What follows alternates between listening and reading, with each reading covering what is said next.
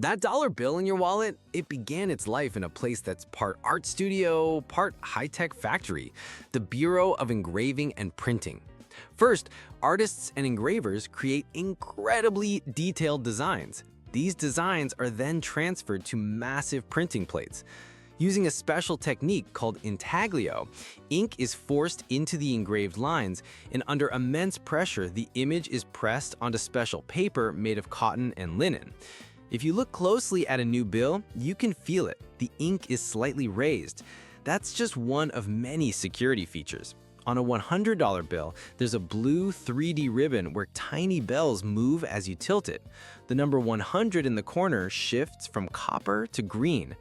All of this, from the printing to the inspection, cutting, and adding unique serial numbers, costs about 10 cents per note.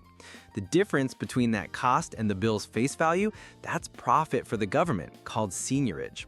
Once printed, these notes are sent to the Federal Reserve, which then distributes them to commercial banks, and finally, they reach you through an ATM. But here's the twist. That entire physical printing process accounts for only a small fraction of the money in the economy. The vast majority of money isn't printed at all.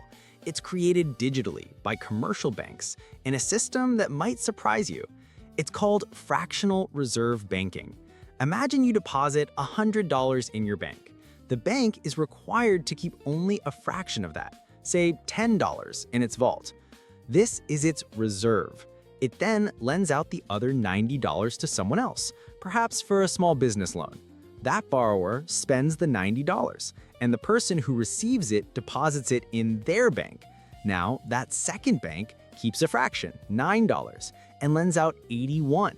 This cycle repeats, with each loan creating new money that exists only as a digital entry in the banking system. That initial $100 deposit can lead to hundreds of dollars of new money circulating in the economy. This is the money multiplier effect. So if commercial banks are creating money, who's in charge? That's the Federal Reserve, the central bank of the US. Think of it as the conductor of the economic orchestra. Its main job is to keep inflation low and stable and employment high. It does this primarily by setting a key interest rate, the federal funds rate.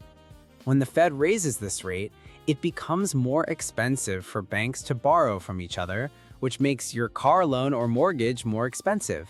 People and businesses borrow and spend less, cooling down the economy to fight inflation. When it lowers rates, it encourages borrowing and spending, stimulating growth. It's a constant, delicate balancing act. In recent decades, especially during crises, the Fed has used even more powerful tools, like quantitative easing, where it buys massive amounts of government bonds to pump trillions of dollars directly into the financial system. This has helped prevent depressions, but it's also sparked intense debates about rising wealth inequality and inflating asset bubbles. And the evolution isn't stopping. As we move further into a digital world, the very concept of money is changing.